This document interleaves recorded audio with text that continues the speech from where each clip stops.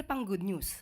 Kanina ay pinirmahan ng Department of Budget and Management at ng Department of Education ang joint circular na naglalayong magbigay ng guidelines sa local government units para sa pagpapatayo ng child development centers sa kani-kanilang nasasakupan. Ito ay para matugunan ang kakulangan sa child development centers, lalo na sa mga lugar na low-income LGUs. Ang proyekto ay popondohan sa ilalim ng Local Government Support Fund Financial Assistance to LGUs o LGS-FFA. Malaki ang maitutulong ng proyektong ito sa pagpapatupad ng early childhood care at development programs.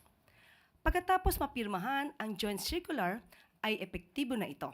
Kaya pwede nang humingi ng pondo ang mga eligible na LGU para masimulan na ang pagpapatupad at pagpapatayo ng CDCs sa kanilang lugar.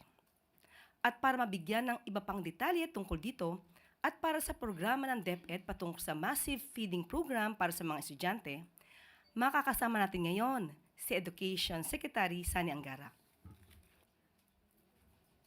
Thank you, Isaac.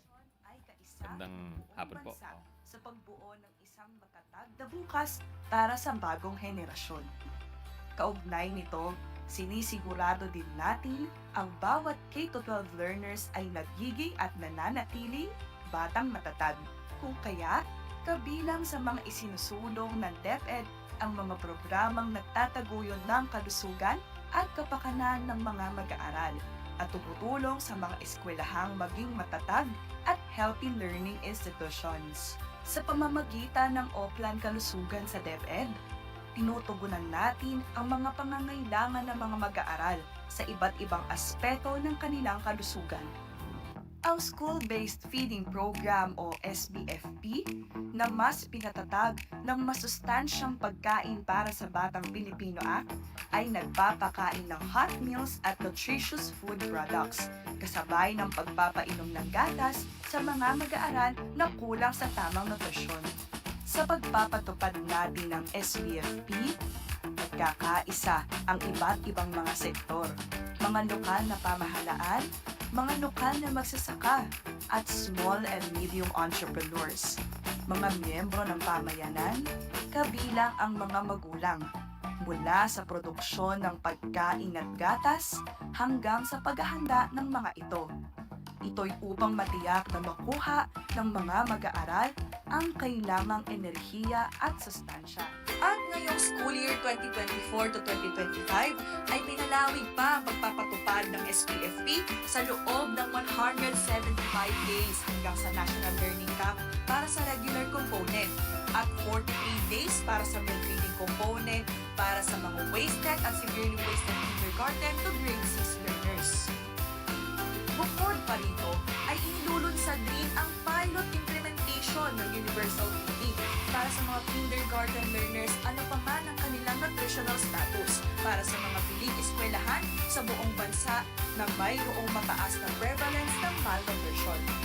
Ang bagay na ito ay naging posible dahil sa walang sawa at mas pinaigting pa na suporta ng lahat mula sa mga guro, health, and non-teaching personnel, mga magulang, partners, lawmakers, at iba't iba pang mga stakeholders na nagtutulong-tulong upang bawat bata sa ating bansa ay tungo sa maliwanag na kinabukasan sa pamamagitan ng masustansyang pagkain sa eskwelahan.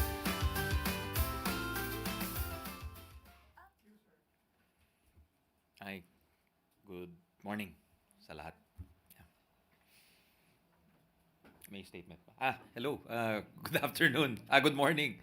Galing lang kami sa Palasyo and the President was witness na dito sa agreement to joint circular of DepEd and DBM na to create 300 new child development centers dahil ito ay nakabase dun sa finding na UNICEF, may finding ang UNICEF na 78% of children below 5 ay wala sa daycare centers.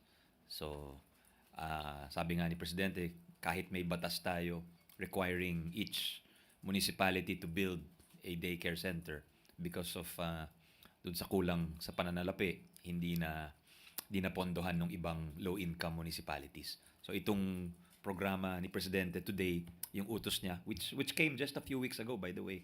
Kasi nag-present yung EDCOM, present nga yung findings about yung children na walang access sa daycare centers.